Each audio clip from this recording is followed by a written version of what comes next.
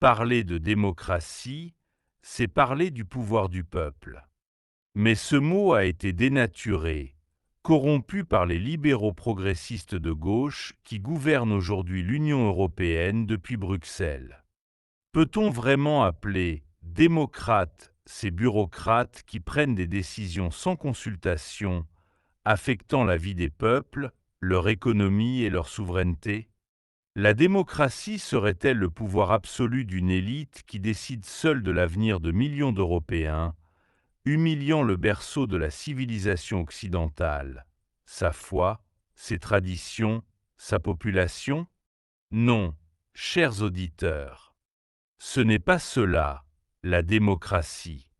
C'est de la tyrannie, c'est de l'extrémisme, de l'extrême gauche camouflée en bien-pensance. Bienvenue à Point de rupture. Aujourd'hui, nous allons parler du sujet préféré de Bruxelles, l'extrémisme de droite. Mais de quoi s'agit-il réellement? Pourquoi une telle panique? Et pourquoi toujours de droite? On entend rarement parler d'extrémisme technocratique ou de l'autoritarisme progressiste de la gauche mondialiste. Mais ne brûlons pas les étapes. Prenons un exemple concret, l'AfD en Allemagne. Pour ceux qui ne connaissent pas, AfD signifie Alternative für Deutschland, un parti classé par les médias, les institutions et les bureaucrates comme d'extrême droite. Pourquoi?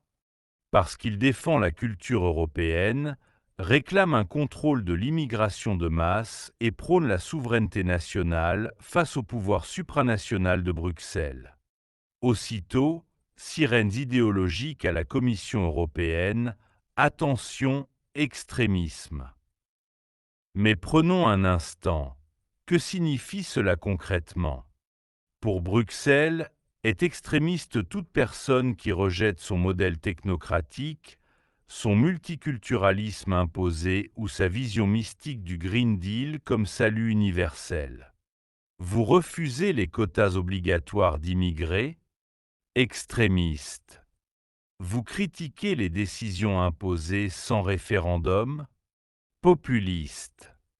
Vous osez dire que l'Europe devrait préserver son identité culturelle? Xénophobe. Et pendant ce temps, que fait Bruxelles?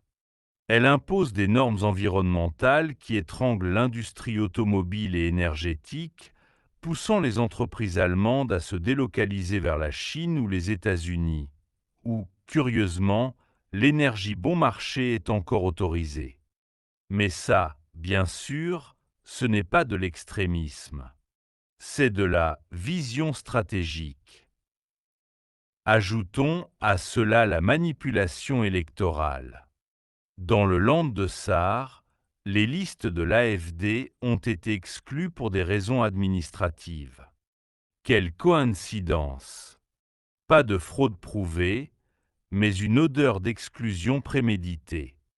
Et si cela arrivait à un parti de gauche, là, ce serait un attentat contre la démocratie.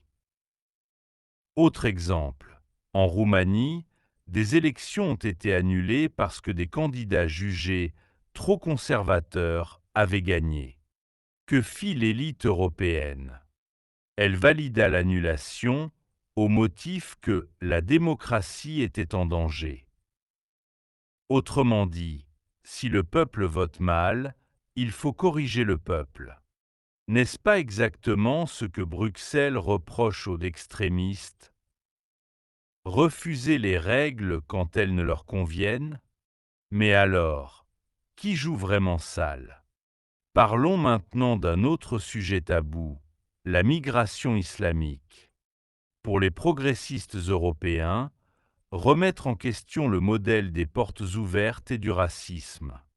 Mais la réalité, c'est que dans de nombreux cas, les communautés musulmanes ne s'intègrent pas aux sociétés européennes. Ce ne sont pas des opinions, ce sont des faits. Et n'importe qui peut le constater en se promenant dans certains quartiers de Bruxelles, Paris ou Berlin. Il ne s'agit ni de haine ni de xénophobie. C'est une question de réalité culturelle. L'islam n'est pas seulement une religion, c'est aussi un système juridique et politique. Nombre de ses pratiquants ne reconnaissent pas la primauté des lois laïques ni les valeurs libérales européennes. Et pourtant, Bruxelles continue de promouvoir une immigration massive sans filtre, sans intégration réelle et surtout sans autocritique.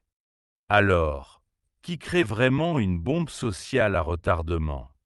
L'AfD, qui dit « mettons des limites avant qu'il ne soit trop tard », ou bien l'élite mondialiste qui pousse à un remplacement démographique au nom du progrès et de la diversité. Parce que oui, le grand remplacement n'est plus une théorie du complot quand les chiffres parlent d'eux-mêmes. À Bruxelles, plus de 70% des jeunes de moins de 18 ans n'ont aucune origine européenne. Ce ne serait pas un problème si une véritable intégration existait. Mais ce n'est pas le cas. Ce que nous voyons, c'est un démantèlement progressif de la culture européenne, sans débat, sans consentement. Et quand un politicien ose le dire à voix haute, il est automatiquement catalogué extrémiste. En clair, défendre sa culture, son industrie, ses lois, son identité, c'est devenu dangereux. Abordons aussi le Green Deal, qui a décidé, sans consultation des peuples, que l'Europe devait devenir neutre en carbone au prix de son économie, qui a imposé la fermeture d'industries stratégiques, de centrales énergétiques et la criminalisation des énergies fossiles, pendant que la Chine et l'Inde continuent de polluer sans qu'on leur dise un mot. Voilà le vrai extrémisme, l'écologisme idéologique qui détruit les emplois, alourdit le coût de la vie et affaiblit notre souveraineté énergétique. Et c'est là que nous atteignons le véritable point de rupture. Le discours officiel prétend que les extrémistes sont ceux qui s'opposent à cette folie, ceux qui croient encore que l'Europe devrait pouvoir décider seule, que les nations ont le droit de protéger leur culture et leur peuple, que la démocratie cesse d'être démocratie lorsqu'elle ne fonctionne que dans un seul sens.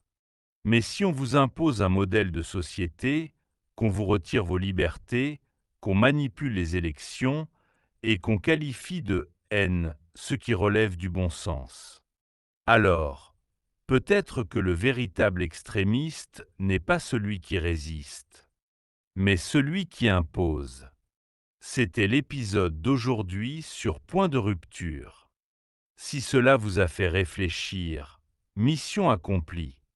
Si cela vous a fait sourire, bienvenue dans le club de ceux qui ont encore un esprit critique. Et si cela vous a dérangé, eh bien, parfois, la vérité dérange. À bientôt pour un prochain épisode.